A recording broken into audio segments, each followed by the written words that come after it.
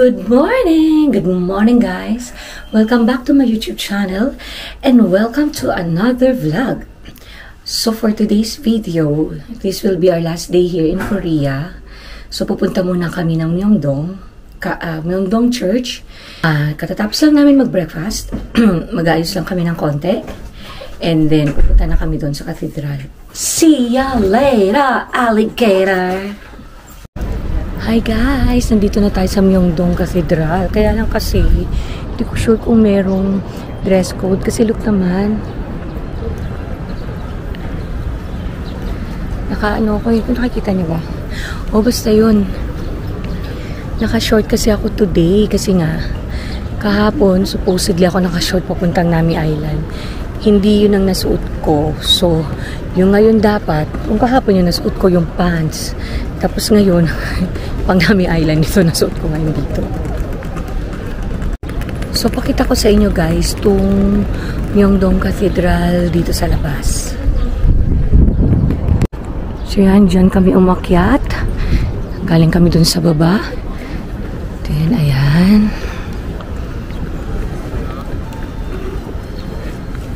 So, ayan siya. Ang ganda ng structure niya. Ayan.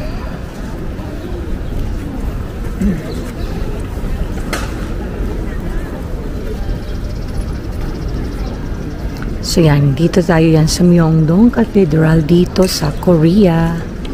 So yun guys, chinek namin. So pag-check namin, 7 to 9 pala ang 2 hours ang mas nila, 7 to 9 English. Eh since ang oras na ay 9 o'clock na, so patapos ng English. So yung susunod ata, baka Korean language na.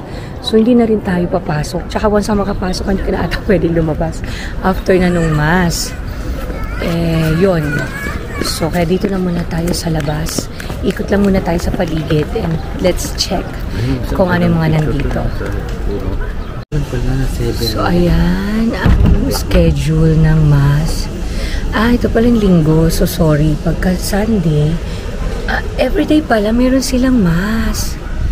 Ayan o, 7 to 7, that's 9, 10. Anong oras na? 9. Ayun. No entry during the mass na. Nagmamas na guys, kaya hindi na tayo i-enter. Nakakahiya. So guys, nakapagsimba tayo. So pumasok tayo. Nakaabot tayo ng mass. Ang bilis lang ng mass nila, 45 minutes lang. Tapos, walang, hindi sila lumuluhod. Tapos yung pagdodonate is pumupunta doon sa isang place. Tapos doon yung huhulog yung donation nyo.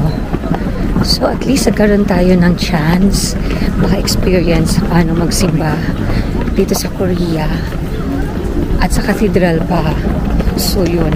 So pag pupunta kayo dito, huwag yung isama nyo sa itinerary nyo magpunta rito kasi parang everyday naman may mass. Tig 7 as in everyday. So parang nasa Reno din lang siya. May mass, pero hindi nga lang oras-oras. So try nyo lang at least, di ba? Ka-experience kayo mag-mass dito sa Korea. Cathedral pa.